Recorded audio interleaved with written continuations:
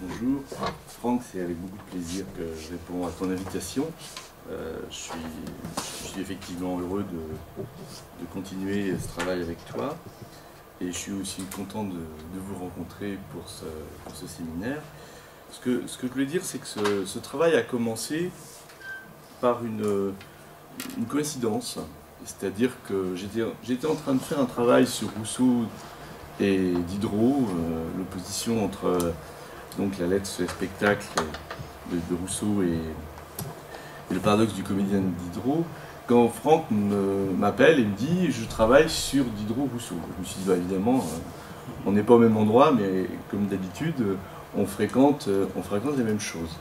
C'est essentiellement un travail sur Diderot et Rousseau que je vais vous présenter, mais je voulais essayer de le recaler à la fois par rapport à ce qui se produit aujourd'hui et peut-être la plus ancienne Antiquité, c'est-à-dire faire une sorte de saut de puce de l'Antiquité à la période classique et à notre modernité, notamment par rapport aux questions de l'immersion.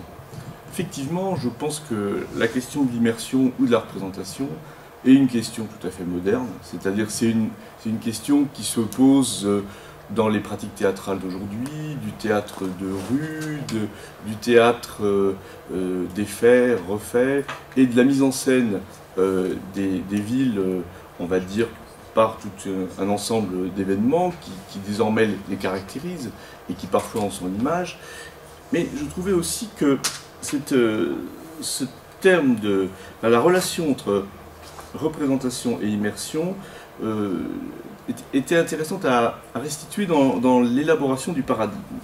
C'est-à-dire que, d'une certaine façon, je voulais essayer de voir si véritablement il s'agit de choses si différentes, ou est-ce que, d'une certaine façon, il ne s'agirait pas de la même chose d'une autre manière. La question n'est pas du tout insignifiante, dans la mesure où, évidemment, on oppose toujours Diderot, qui produit une théorie finalement de la production de la représentation, et Rousseau qui dénonce la césure de la représentation pour proposer le regard de chacun sur chacun. Et je me suis demandé si, d'une certaine façon, les deux ne relevaient pas du même type de facticité. Alors, cette distinction entre représentation et immersion est peut-être tout à fait factice, mais elle porte dès le départ une forte distinction idéologique. La représentation est faciale, clivante, alors que l'immersion nous enveloppe. L'enjeu politique tient à ce que Rousseau oppose à Diderot, non pas un face-à-face et une séparation, mais plutôt un spectacle où chacun est acteur et spectateur. Ce modèle a été le point de départ d'une autre forme de théâtralité, à la recherche d'une relation moins clivée entre le spectacle et les spectateurs. D'une certaine manière, on peut dire que Artaud a hérité de Rousseau. Il y a peut-être cependant un malentendu. On voit en effet se constituer une modernité du spectacle, qui veut déconstruire cette relation classique de la représentation par une forme de subversion de l'espace, subversion du clivage représentant-représenté. Cette modernité n'est peut-être pas toujours si moderne.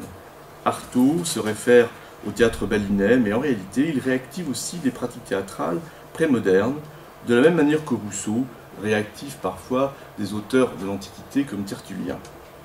Cela n'empêche pas le dispositif. Car il y a un dispositif immersif, autant qu'il y a un dispositif représentatif. C'est un peu l'objet de cette présentation, de justement analyser ce dispositif immersif, mais qu'entend-on par dispositif immersif? Le terme d'immersion est particulièrement polysémique. On entend dans immersion une plongée entière, sans rien de sec, que je pourrais presque qualifier de baptismale. L'immersion est une sorte de conversion, on y plonge et on en ressort born again. Mais où étions-nous avant l'immersion? Quand nous nous trouvions encore secs, étions-nous pris dans les raies de la représentation? Si on remonte assez loin, attendez, il va falloir que je fasse un tout petit réglage parce que j'ai mis la pause de mon appareil toutes les 4 secondes et ça va être absolument infernal. Je suis désolé, c'est le genre de choses... Dispositif. Eh oui, dispositif. Moi j'ai mis 15 minutes, pourtant jamais. Voilà, comme ça, je suis tranquille. Autrement, je vais m'agiter. Voilà. Donc où étions-nous avant la représentation, avant l'immersion? éteindre. Super. Le terme donc est particulièrement polysémique. On entend dans l'immersion une plongée en... Excusez-moi, j'ai vraiment un souci avec cet appareil qui ne veut pas marcher. Je pense que je vais revenir à... Mais je ne sais pas pourquoi il me fait ça, d'habitude. Alors, bon après je passe au papier, j'ai noté sur le papier, mais pas le début. Alors, si on remonte assez loin, on peut dire que pour les Grecs, la nature, ou plutôt la physis, est un phénomène de nature immersive. La physis, c'est ce qui apparaît de soi-même, comme mu par une puissance autonome, et l'homme se trouve dans la nature, et il est lui-même naturel. On a souvent voulu différencier les productions de l'homme et celles de la nature, mais pour Aristote, la mimésis artistique n'est qu'un complément du faire voir par rapport à ce que la nature faisait déjà voir elle-même. La question de se faire voir est la question posée à ce milieu immersif. Quand Héraclite dit que la nature aime à se cacher, il interroge le fait que la physique, qui se montre, ne montre pas la manière dont elle se montre. L'immersion naturelle de l'homme dans son milieu ne se montre pas. La mimésis est donc une sorte de pli du paraître qui permet une sorte de dépliement de l'apparaître des choses. Purger les passions n'est rien d'autre. Pour rester dans la métaphore immersive, on dira que l'eau de la piscine est correctement filtrée. La pensée de la représentation émerge tranquillement à partir du moment où la nature apparaissante se trouve remplacée par une nature représentée. Ce que Heidegger situe au niveau de Galilée, mais en réalité, ça a été préparé bien avant.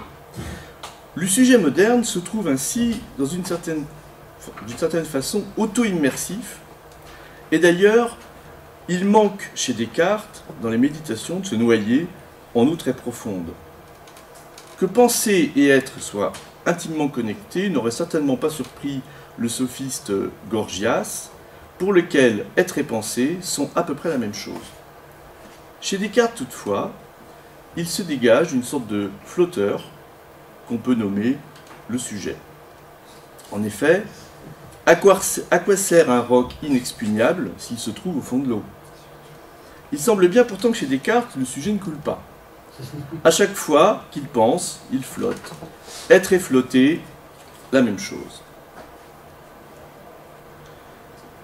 La ligne de flottaison exclut l'immersion. Elle sépare la chose pensante de la chose étendue.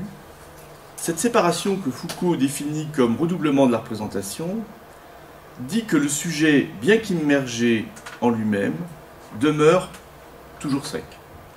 La place absente du sujet, pourtant représenté dans les minimes, toujours bien au sec, l'œil lui-même ne se mouille pas de larmes, il n'est jamais noyé.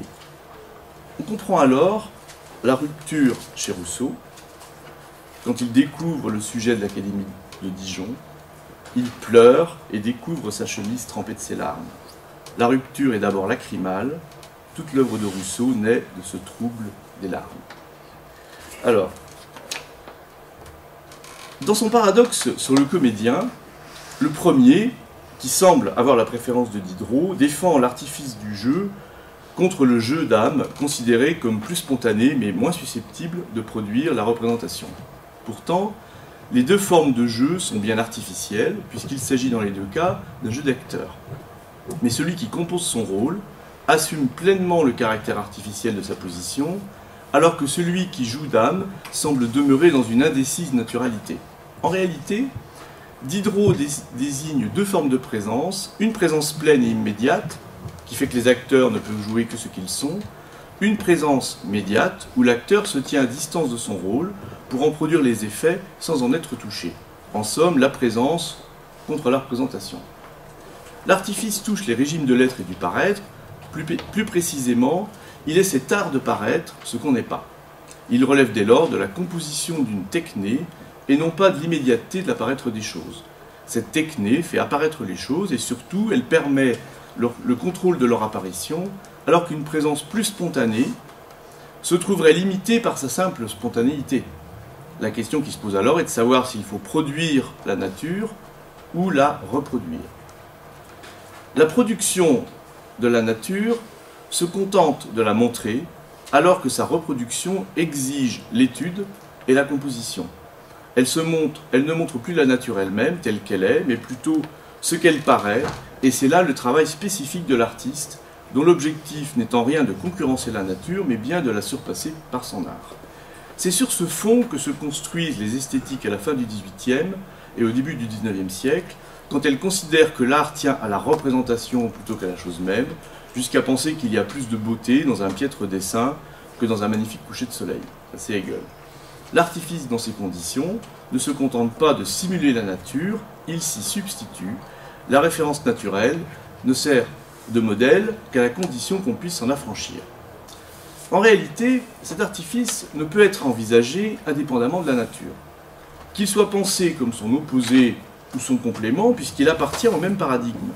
La dénonciation par les anciens des illusions écastiques, je pense à Platon, tenait à une conception de la vision qui venait pratiquement toucher les choses, parce qu'on pensait que le rayon visuel partait de l'œil vers la chose regardée, ce que craint l'étranger du sophiste, et qu'on puisse accorder l'être à des images illusoires. Il se produit avec la représentation un renversement, la vue tout entière se tient désormais au fond de l'œil, et l'illusion s'y inscrit effectivement comme une perception de la même manière que les choses effectives, si bien que la fausseté de l'artifice produit toujours une image vraie. Qu'elle soit ou non une illusion, l'impression subie par le spectateur fait désormais office de nature, en ceci qu'on ressent bien ce qu'on éprouve, même si c'est le produit d'une illusion. La sensation du vertige demeure vertigineuse, comme l'observe la métrie. Le spectateur reçoit et subit le spectacle selon sa nature spéculaire. Ce renversement tient à la position du sujet, car le sujet n'est plus dans le tableau, mais dans ce qui tient le tableau. Cela explique, comme le remarque Heidegger, que le sujet devienne désormais objet. C'est-à-dire l'ancienne conception du sujet et de l'objet s'inverse. Que ce renversement soit demeuré presque inaperçu est une énigme. Le terme de sujet demeure d'ailleurs toujours ambigu. Le sujet d'un livre ou d'un tableau est toujours ce dont il est question. Mais le sujet tient la corde, il demeure l'ego qui doute et pense et dont découle le cogitatum. Bien entendu, cette dernière transformation du sujet est assez tardive, il n'en reste pas moins que l'ambiguïté demeure extrêmement embarrassante. Comment concevoir qu'il y ait en effet deux sujets, celui qu'on prête à l'artifice et celui qui le réalise? Le tableau des Ménines de Velázquez, dont je parlais tout à l'heure, répond de manière extraordinaire à la question. Foucault l'analyse comme le redoublement de la représentation, et on sait que son interprétation a suscité de nombreux commentaires. Velázquez produit toutefois une étrange synthèse puisqu'il fait coïncider les deux formes du sujet en un point. Dans le sujet du tableau, les deux génitifs se superposent puisque le sujet du tableau, ce qui est représenté, est précisément le sujet du tableau, celui qui représente. L'espace ouvert par la représentation est ainsi resserrement puisque le sujet devenant objet s'y montre comme sujet subjectif du tableau objectivé. Mais il subsiste comme visée dans l'œil du spectateur qui reconstitue dans cette visée l'intention du peintre. Le cogitatum converge à nouveau vers l'ego qu'il reconstitue. Les jeux de miroir et les perspectives vraies ou fausses se trouvent alors étrangement aplatis dans la visée du spectateur. La pensée de la représentation n'abolit en rien la naturalité, simplement elle en transforme le sens puisque la nature physique devient, comme l'indique déjà Galilée, ce que je me représente. L'enjeu est désormais la naturalité du spectateur sur lequel agit la représentation. Diderot, à travers le premier, préconise la composition des rôles. Cela, contre un jeu d'âme, comme je le disais tout à l'heure, d'une certaine façon, on peut dire que la production de la représentation n'est pas fondamentalement différente de la nature qui produit les mêmes effets. Simplement, elle permet au comédien de varier son jeu et de pouvoir ainsi mieux agir sur les spectateurs, alors que le jeu d'âme est bien plus limité puisqu'il finit par lasser. Si on joue simplement ce qu'on est, on est toujours la même chose et on joue toujours la même chose. Selon ce point de vue, le choix de la naturalité est aussi une sorte d'artificialisme, parce que ce qui est montré se trouve toujours sur un certain théâtre, ce que Kant nommera esthétique transcendantale ou condition de l'expérience possible. Celui qui joue d'âme ne bénéficie plus dans ces conditions d'un privilège spécifique par rapport à celui qui compose son rôle. Tous deux produisent du visible qu'on pourrait considérer comme naturel. Il est naturel dans l'œil du spectateur. l'arbitrage du visible au visible ne tient pas à une plus ou moins grande visibilité, mais simplement à son potentiel de variation, la sensation produite par un sentiment sincère n'étant pas plus forte que celle que produit un sentiment fin. Dans sa lettre sur l'enthousiasme, Shaftesbury s'amuse du fait que dans l'Antiquité, le poète pouvait avec quelque vraisemblance feindre une extase alors qu'il n'en ressentait aucune, et en supposant qu'il n'y ait là qu'une simple pause, l'extase paraissait néanmoins naturelle et plaisait immanquablement. La raison en est simple, il suffit d'une égratignure, toujours Shaftesbury, pour élever son sentiment jusqu'à la fureur. Tout est affaire d'imagination. Si bien, il y a une loi naturelle, elle tient à la variation humaine, à nouveau Shaftesbury, l'esprit comme le corps de l'homme sont tous deux sujets aux commotions. Et l'esprit versificateur n'a d'autre objet que de prévenir des fureurs plus profondes. Anouchka Vazak souligne la coïncidence à la fin du XVIIIe de l'esthétique des orages avec celle toute météorologique des variations de l'âme. Dans ce contexte nuageux, la variation agit comme une sorte d'effet différenciant, comme si les variations de sensations se montraient les unes les autres par leur rupture même. L'âme est kinésique, comme dans la musique de Carl Philipp Emanuel Bach. Pourquoi celui qui compose son rôle est-il plus émouvant que celui qui l'incarne? Réponse: parce que ce sont les changements brusques d'état d'âme qui produisent l'émotion sensible. C'est ainsi qu'on touche la nature du spectateur. D'une certaine façon, il n'y a pas d'autre nature. Le risque du comédien n'est donc pas exactement, comme dans le véritable Saint-Genet, de jouer ce qu'il est ou devient, mais de se perdre dans le miroir spéculaire de l'autre, de s'égarer. C'est-à-dire le fait que celui qui joue Dame, finalement, se perd dans son personnage, mais il s'agit plutôt ici d'un égarement. La question rhétorique n'est pas nouvelle. Quintilien pointait déjà, pour l'orateur qui voulait convaincre son auditoire, et particulièrement pour l'avocat, le risque d'aller si près de l'auditoire qu'on pouvait basculer dans l'altérité au risque de l'oubli de soi et de sa cause. Ce risque n'étant rien ignoré par les théoriciens de l'âge classique, comme Diderot ou Shaftesbury, mais l'enjeu en est bien différent, car il correspond à une sorte de théâtre du monde, comme le montre Kubrick dans son Barry Lyndon, quand le personnage, arriviste et odieux, ne peut maintenir son humeur dans un cadre socialement acceptable et ne réussit pas à sauver les apparences. Contre le fanatisme, qui semble étrangement rattaché à l'étymologie de fancy, je pense à Shaftesbury, Shaftesbury revendique un examen intérieur qui n'est rien d'autre qu'un contrôle des images. Je le cite: « Il y aura de l'extravagance et de la fureur, dès lors que les idées ou les images reçues seront trop grandes pour pouvoir être contenues dans l'étroit vaisseau humain. » Diderot, à travers le premier, exclut que le comédien se fasse prendre par les images qu'il produit. Le calimite, dans la tromperie de soi, culmine avec Valmont, qui finit par éprouver ce qu'il mime. Le jeu d'âme n'est par conséquent en rien un jeu de vérité, mais plutôt l'épreuve d'une altération mimétique. Le comédien va vers le spectateur, au point qu'il cesse de jouer. À ce point-là, il cesse d'être variable pour devenir simplement prévisible. A l'inverse, Rousseau, dans sa lettre à d'Alembert, dénonce la césure de soi à soi produite par le spectacle. L'artifice est pour lui ce dispositif clivant qui transforme les consciences. La représentation instaure une différence politique qui sépare les acteurs des spectateurs passifs. Cette différence est politique, elle émerge du surgissement technique lié à l'apparition accidentelle du métal, tel que Rousseau l'expose dans le second discours. En matière de spectacle, Rousseau revendique une présence donc non clivée, où chacun est à la fois acteur et spectateur. Faut-il y voir une contestation de l'artificialité? C'est-à-dire, finalement, est-ce réellement une façon de défaire la représentation? On peut le penser dans la mesure où émerge chez Rousseau ce qui sera l'origine d'une pensée de la technique. Diderot se tient certes dans la technicité, comme l'attestent ses nombreuses planches techniques de l'encyclopédie, mais il n'interroge pas la technique en tant que telle, alors que cette question joue chez Rousseau un rôle absolument prépondérant, et même on peut dire qu'elle est à l'origine de toute son œuvre.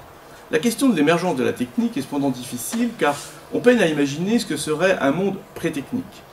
La figure du sauvage se tient alors comme une sorte de question, car, observe Rousseau, il n'y a plus de parfait sauvage dans l'état de nature. Le sauvage permet d'imaginer l'état de nature seulement de manière résiduelle. Vous savez, le début de la deuxième partie du second discours est un passage très intéressant, parce que, je vous recite vraiment le début, le premier qui ayant enclos un terrain s'avisa de dire « ceci est à moi », et trouva des gens assez simples pour le croire, fut le vrai fondateur de la société civile.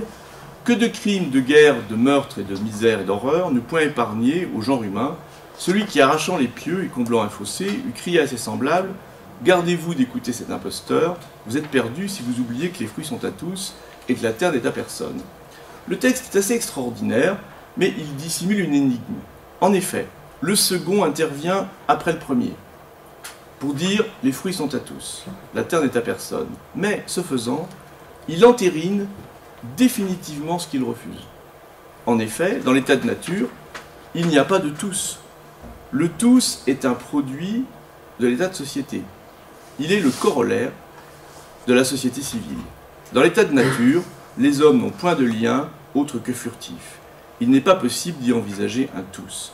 C'est donc bien au nom de ce qui est désormais accompli que le second demande qu'on puisse arracher les piquets. Autrement dit, c'est une impossibilité, une aporie. D'ailleurs, Rousseau le sait très bien, il dit « Mais il y a grande apparence qu'alors les choses en étaient arrivées au point de ne plus pouvoir durer. » Cette fable aporétique, qui débute la seconde partie du second discours, ne doit pas être prise au pied de la lettre. Le passage de l'état de nature à l'état de société n'a évidemment pas été aussi subite. La fable en produit le modèle, au sens moderne, d'une modélisation, pour rendre pensable ce qui a, selon toute probabilité, résulté d'une évolution insensible et progressive. Malgré la mise en garde du second, la fable raconte cette fondation malheureuse mais irréversible de la société civile. Le fondateur de la société civile ne se contente pas de clore un enclos, il pose une limite temporelle, il s'ensuit que l'artifice doit être considéré comme le pouvoir différenciant lui-même. Le recours à la nature, au naturel, s'inscrit désormais dans un partage qu'il est important de questionner. Il faut en effet se demander à quoi l'artificiel s'oppose-t-il. Pour Rousseau, il n'y a pas de retour possible à l'état de nature, et partant, l'opposition du social au naturel paraît piper, comme le montre l'exemple du nain et du géant. L'artificialité de l'état de société s'oppose à une nature fondamentalement inaccessible. Il s'agit d'un modèle, différenciant comme je l'ai dit, ou si on veut, d'une opposition structurante au sein d'un système de saisie du monde. Bien entendu, Rousseau n'a pas inventé l'opposition entre nature et état social. Ce qui paraît intéressant dans le passage précité tient à sa tentative de le modéliser à partir de la propriété et de la technique instrumentale. La relation sociale se trouve ainsi reliée au mode de production ainsi qu'au rapport de production. Mais l'état de nature est lui-même produit par le second qui entérine la différence, qu'on pourrait ici écrire avec un A. Et le modèle est promis, on le sait, un bel avenir. Malgré son appel constant à la nature et sa volonté de retrouver un mode social non clivant, sans représentation, Rousseau ne parvient pas à mettre à jour un possible non artificiel non clivé. En un sens, rien n'est plus représentatif et artificiel que la volonté générale et la doctrine du contrat. Le non artificiel ne se laisse pas saisir d'une autre façon que dans le paradigme nature-société. Il est déterminé par cette opposition, l'état naturel de l'homme n'est plus accessible, mais il constitue de se poser comme concept face à une artificialité constructive. Alors, on est ici devant une question. Philippe Descola rappelle que la pensée de la nature est elle-même produite et qu'elle relève par conséquent d'un artificialisme culturel, c'est-à-dire que c'est dans son ouvrage sur la notion de nature, il montre qu'effectivement l'opposition nature et culture est elle-même d'une certaine façon relève elle-même d'une artificialité. On peut dire que, d'un point de vue anthropologique, la physique aristotélicienne n'était qu'une tentative spécifique de saisir le monde des apparences, comme je le disais au début.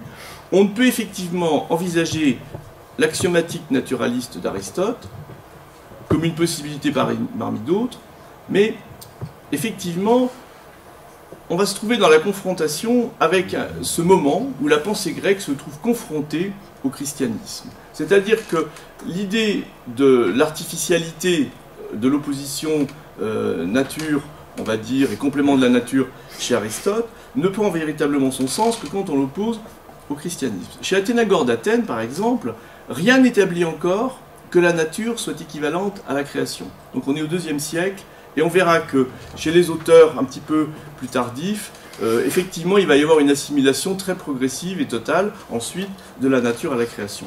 Il faut attendre un certain travail conceptuel pour que les deux paradigmes coïncident. La revendication d'une naturalité relève par conséquent d'un mode spécifique de production du visible. L'opposition entre nature et artifice, tout autant que celle entre nature et culture, est elle-même culturelle. Beaucoup de débats contemporains se trouvent ainsi piégés. Opposer le naturel au construit, comme on le voit dans les débats actuels sur le genre, bute sur le fait que l'opposition est elle-même construite. On se trouve alors pris dans la boucle. Comment en sortir? Quel peut être l'espace d'une déconstruction? Une approche généalogique, archéologique, permet de situer l'émergence et le développement de la question. Le passage entre nature et techné n'a chez Aristote rien d'absolument tranché. On le voit dans la physique 3, la mimésis, qu'on a traduit ensuite par représentation, est pour Aristote une sorte de faire-voir qui continue le faire-voir de la nature. C'est-à-dire qu'à partir du moment où on l'a traduit par représentation, on a dit véritablement tout autre chose. Quelle est la spécificité du modèle physicien? Il tient au fait que le mode d'apparaître, de ce qui apparaît, demeure caché. Voilà, je reviens à Héraclite, la nature aime à se cacher. Il n'y a pas de récit pour le dire. Ou alors c'est le point aveugle du récit. La nature se fait voir, mais elle ne montre pas la manière dont elle se fait voir. L'art mimétique s'efforce alors de faire voir ce que la nature ne montre pas immédiatement, que la nature aime à se cacher, provient du fait énigmatique que son apparaître n'apparaît pas. L'apparaître mimétique se tient sur un mode intermédiaire dans la mesure où il obéit à des règles poétiques d'efficacité dramatique plus ou moins grandes. Alors, cette question, les modernes ont eu beaucoup de difficultés à appréhender ce continuum entre phusis et mimésis, pour la simple raison qu'ils ont lu Aristote après que le partage se soit opéré entre l'artificiel et le naturel. C'est pourquoi ils s'étonnent de ne pas trouver dans la poétique d'indication de mise en scène. C'est quelque chose de tout à fait intéressant. Les contemporains se sont toujours demandé pourquoi il n'y a pas d'indication de mise en scène chez Aristote, pourquoi il ne s'intéresse pas à cet aspect. La scène tragique est justement, pour Aristote, le théâtre de la visibilité. Elle est elle-même celui de la mise sous les yeux, pas besoin de mise en scène pour la produire, comme on l'a vu chez Diderot. En d'autres termes, si le faire de l'art est indéniablement présent, il ne se donne en rien dans un horizon artificiel ou artificialiste. La pensée de la représentation survient plus tardivement, après que les mirages de la première sophistique se sont dissipés, quand s'affirme une certaine autonomie de l'imaginaire. Les sophistes peuvent apparaître à Platon comme des faiseurs et des truqueurs, mais leur techné ne verse jamais vraiment dans l'artificialité. Ce qu'elle produit n'est pas réellement différent de ce que manifestent les choses naturelles, et on ne peut dénoncer ce caractère, si vous voulez, absolument technique, comme on pourra le faire plus tard. La techné des sophistes est plutôt inconsistante, comme on le voit dans le sophiste de Platon. Le sophiste produit des reflets sur les eaux. Les sophistes veulent fournir à chacun ce qui leur convient, comme le dit Protagoras, et ils défendent l'impossibilité de se contredire, mais leur techné n'est pas fondamentalement différente d'une simple présence manifeste. En fait, la différence se produit à partir du moment où, chez Apollonios de Tyane, Philostrate inverse le rapport de la mimésis et de la fantasia. C'est-à-dire qu'à partir d'un moment qui est assez intéressant, la primauté de la mimésis sur la fantasia se trouve inversée. Cette transformation abolit la dimension génétique de la mimésis pour lui substituer une relation plutôt nuageuse, autrement dit non génétique. L'imitation, je cite Philostrate, l'imitation ne peut restituer que ce qu'elle a vu, tandis que l'imagination peut représenter même ce qu'elle n'a pas vu. Le passage est très souvent cité. Je pense que je vais faire un petit bond, parce que je suis allé un petit peu lentement. Rousseau n'est pas en reste en termes de généalogie. sa critique des spectacles paraît parfois nourrie du De Spectaculis de Tertullien.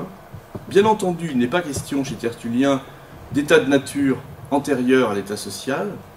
Il oppose le spectacle de la création à tous ceux que l'homme produit, et plus encore celui des fins dernières, dans des termes dont se souviendra Rousseau dans sa lettre à d'Alembert. C'est quelque chose de tout à fait intéressant. Je vous lis juste quelques lignes. Eh bien, je vous l'accorde, il faut à l'homme des délassements. Pourquoi donc êtes-vous assez ingrat pour fermer les yeux aux plaisirs si nombreux et si variés que Dieu a mis sous votre main, d'ailleurs plus que suffisants pour vous satisfaire? Au spectacle idolâtre, Tertullien substitue le spectacle total de la parousie.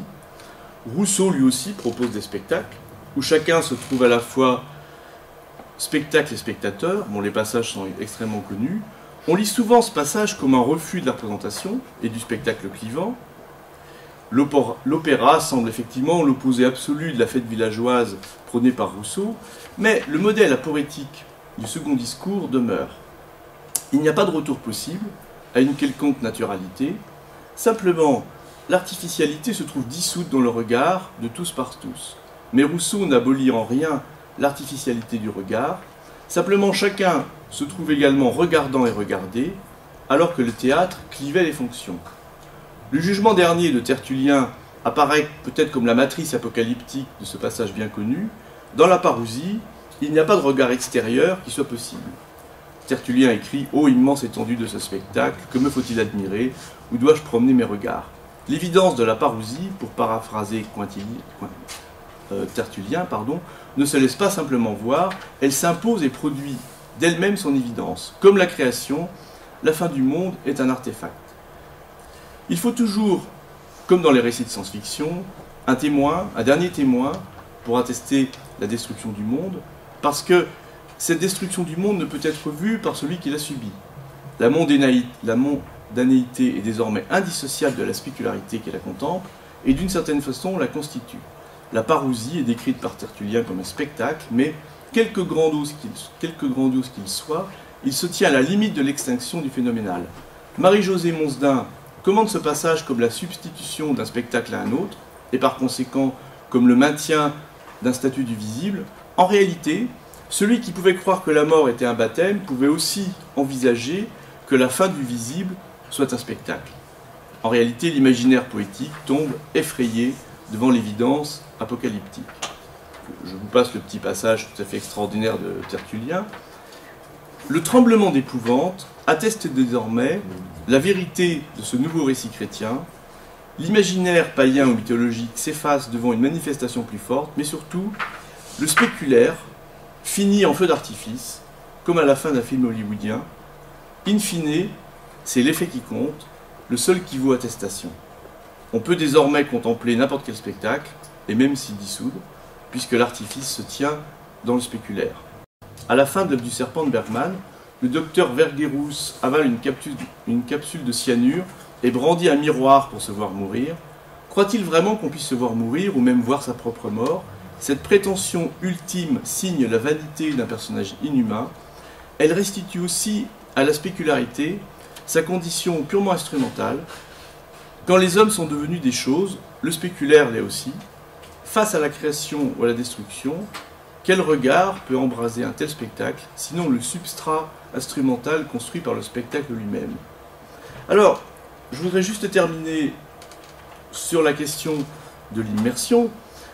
J'ai lu un texte qui vient juste de sortir de Raphaël Simonet, qui est tout à fait intéressant, et qui s'étonne de cet environnement imaginal dans lequel nous nous trouvons. Et son analyse est un peu classique, puisqu'il envisage d'une certaine façon la substitution qui pourrait se produire de l'image. Enfin, l'image remplacerait l'écrit. Moi, la question que je me pose, c'est de savoir si finalement la dimension imaginale et la dimension immersive n'est pas quelque chose de produit par le sujet, qui serait finalement non pas un retour, et c'est peut-être là qu'il y a des utopies qui sont interrogées, c'est-à-dire que l'utopie de Rousseau, c'est de dire voilà, arrêtons le clivage, revenons finalement dans un spectacle festif où tous où chacun est le acteur et spectateur pour chacun, mais ne doit-on pas envisager une immersion où finalement, peut-être sur Facebook, sur Skype, chacun peut effectivement contempler chacun? C'est pas forcément la fête de Rousseau exactement, peut-être un mur d'images qui serait façonné non pas par la présence elle-même des images, non pas par la possibilité qu'on pourrait la dépasser par un retour à une sorte de naturalité, mais par une sorte de néo-représentation, si on pouvait imaginer le terme, qui se constituerait à l'intérieur de l'œil et qui pourrait effectivement s'immerger dans une forme de représentation dont il ne serait tout simplement pas possible de sortir. C'est une hypothèse de travail. Merci. Merci Jacques.